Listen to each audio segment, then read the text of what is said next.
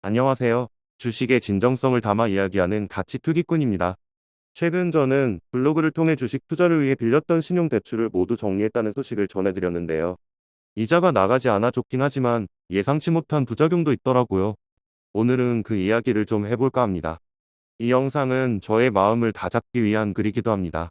왜냐하면 언제든지 대출은 다시 빌릴 수 있으니까요. 하지만 이제부터는 가진 돈 안에서만 움직이려고 합니다. 그만큼 더 아끼고, 더 재활용하고, 더 나누어 쓰고, 더 벌기 위해 노력해야겠죠. 다들 아시겠지만, 저의 필명은 가치 투기꾼입니다. 이름처럼 저는 차익 실현을 목적으로 투자하는 사람입니다. 더 좋은 주식을 사기 위해서라면, 위험이나 투기 국면에 직면하더라도 매매하는데 거리낌이 없었습니다. 손절만 안 한다 뿐이지, 작은 수익에 매도한 경우도 많아요. 하지만 이제는 빚 없는 상태의 주식 투자로 전향하기로 마음먹고 마이너스 통장을 모두 처분한 결과 매도보다는 매수를 더 많이 진행하는 투자자가 되고 있습니다. 물론 이러한 태세 전환은 제가 오랫동안 바라왔던 바이기도 합니다. 신용대출을 모두 정리한 6월 말을 기점으로 저는 점차 적립식 투자자로 변해가고 있습니다. 과거에는 왜 매도를 해야 했을까요? 바로 다른 종목에서 기회비용을 놓치는 것에 대한 두려움, 그리고 만성적인 손실 상태에서 부담해야 하는 대출 이자에 대한 심리적 위축 때문이었습니다.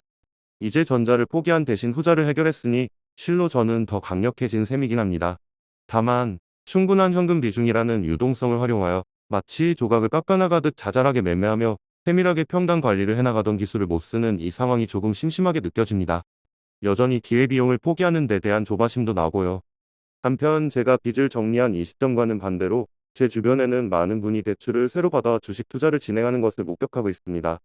주식을 팔아서 마통을 정리했다는 저의 이야기를 듣고는 오히려 의아해하며 마통을 더 당겼어야지 바보라고 말하는 선배도 있었어요. 그런가? 역시 갚기보다는 오히려 대출을 더 당겼어야 하나? 하는 생각이 조금이라도 없었던 것은 아닙니다. 사실 저 역시 이번 상승장에 대한 기대감 열차에 편승하고 싶습니다. 그러나 저는 성공보다는 실패의 가능성에 무게를 두는 보수적인 사람일 수밖에 없는 것 같습니다. 용감한 이들은 용감하기에 큰 성공을 거둘 수 있겠지만 저는 그 실패의 아픔을 두려워하는 사람입니다.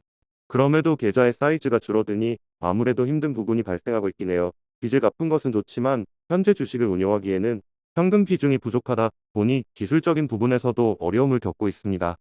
주식과 현금 비중을 적절히 조율하며 실패를 성공으로 이어가려고 했던 이전의 방법론은 다소 실수해도 괜찮았습니다. 실패에 대한 대비책으로 준비해둔 현금 비중은 언제나 저를 여러 번 구해주었고 제가 아무리 생각해봐도 좋은 방법론이었습니다. 현금 비중이 충분하다면 확실히 대충대충 해도 괜찮았죠. 하지만 이제는 저도 그 대충대충을 버려야 합니다.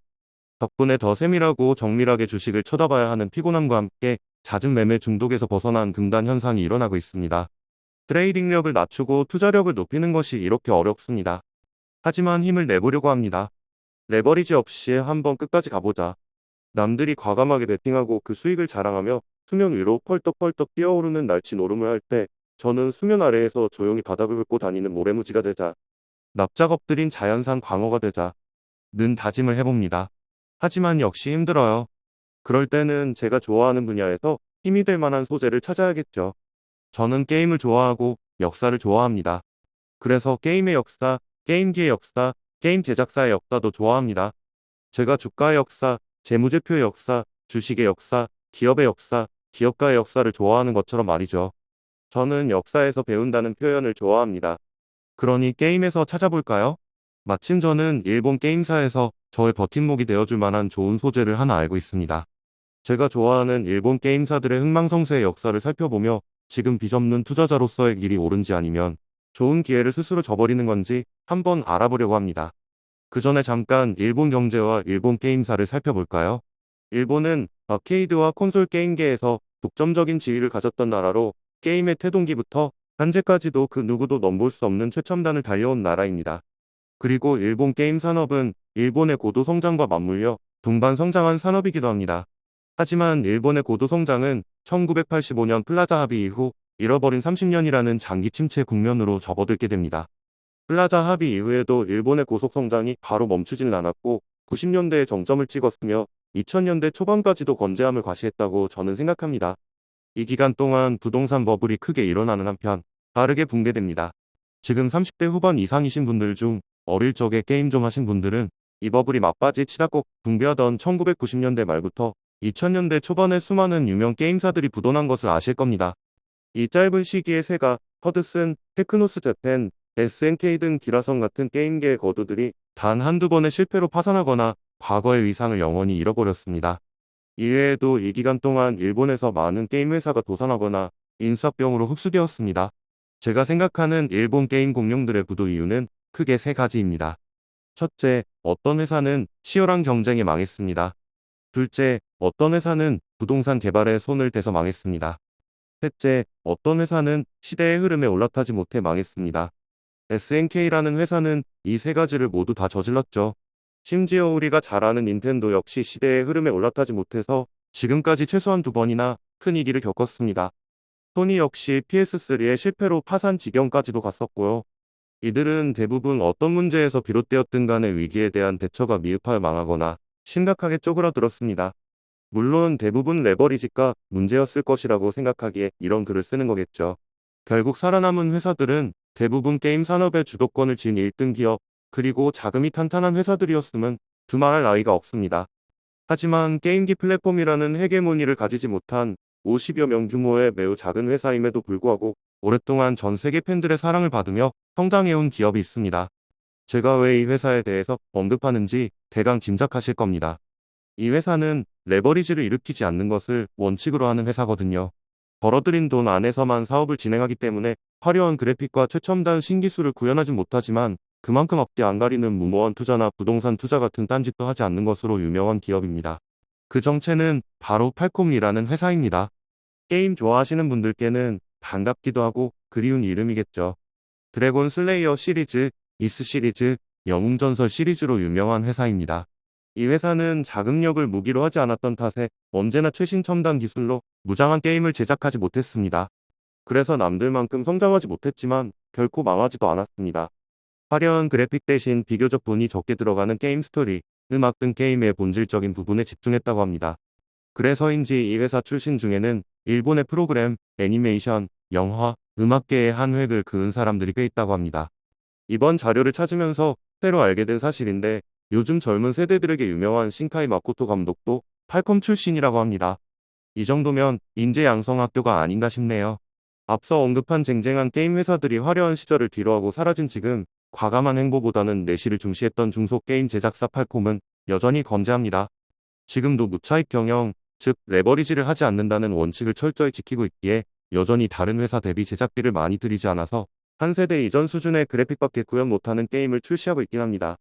그러나 두터운 팬층은 팔콤의 다음 게임 출시를 손꼽아 기다리죠. 저에게 있어선 레버리지를 하지 않고 건전한 재정으로 지금까지 생존한 팔콤의 역사가 제가 처한 현실에 잘 와닿습니다. 화려하지 않지만 본질에 충실하다는 점도 마음에 들고요. 투자 관점에서도 재무 건전성이란 과연 어떤 것인가에 대해서 마침표를 찍어주는 회사입니다. 일본의 기라성 같은 선두기업들 대부분이 결국 미래 가치를 추구하다가 혹은 무리한 짓, 혹은 딴짓을 하다 망했으니까요. 주식 블로거인데 갑자기 일본의 게임사, 그것도 낯선 중소기업을 들고 와서 놀라셨을까요? 많은 분이 주식을 두고 정답이 없는 예체능이라고 하는데요. 저도 동의합니다. 다른 한편 저는 주식은 인문학 그 자체라고 생각합니다. 다양한 분야에서 얻어낸 관점, 경험, 그리고 지식이 어우러져서 저의 기업과 투자관을 형성한다고 믿고요. 그렇기에 저는 주식을 함에 있어서 제가 살아온 인생 전체를 투자 방법론으로 녹여내고 싶습니다. 이런 저에게 팔콤에 대한 짧은 지식은 마이너스 통장을 당긴 이후 늘 불편한 무엇이었습니다. 밥을 먹을 때도, 샤워를 할 때도, 심지어 설거지를 할 때도 팔콤의 논레버리지 비즈니스 모델에 대해 생각하곤 했습니다. 심지어 아내와 꽃집 운영에 대해 토론을 할 때도 이 팔콤에 대한 이야기를 들려줄 정도였으니까요. 이 정도면 제가 레버리지에 대해서 꽤나 스트레스가 심했다는 얘기가 되겠죠. 물론 어린 시절 즐겼던 팔콤의 이스 시리즈의 영향도 컸습니다. 권선징악을 주제로 한정이로운 낭만과 모험이 가득한 영웅 아도리스 왕국에서 펼치는 낭도적 이야기와 게임과 잘 어울리는 OST는 지금 다시 플레이해봐도 저를 어린 시절로 돌려보내주는 타임머신이 되어주더라고요. 그렇게 좋아하는 어린 시절에 게임을 만든 회사가 아직도 건재한 채로 레버리지를 당겨서 주식하는 저에게 경종을 울린 것입니다. 빚내서 주식하지 마라. 나보다 큰 회사들 싹 다 망한 거 보고도 모르냐? 그럼 이번 이야기는 여기까지고요. 다시 마이너스 통장에 손을 대지 않기 위해 필사적인 가치투기꾼의 게임 이야기 같은 투자 이야기였습니다. 주식과 마통은 무슨 담배 같아요? 금단 현상이 오다니 정신줄 꽉 잡아야죠. 그럼 다음 영상에서도 종종 기회가 있을 때마다 저의 개인적인 그러나 진솔한 주식 이야기로 찾아뵙겠습니다. 감사합니다.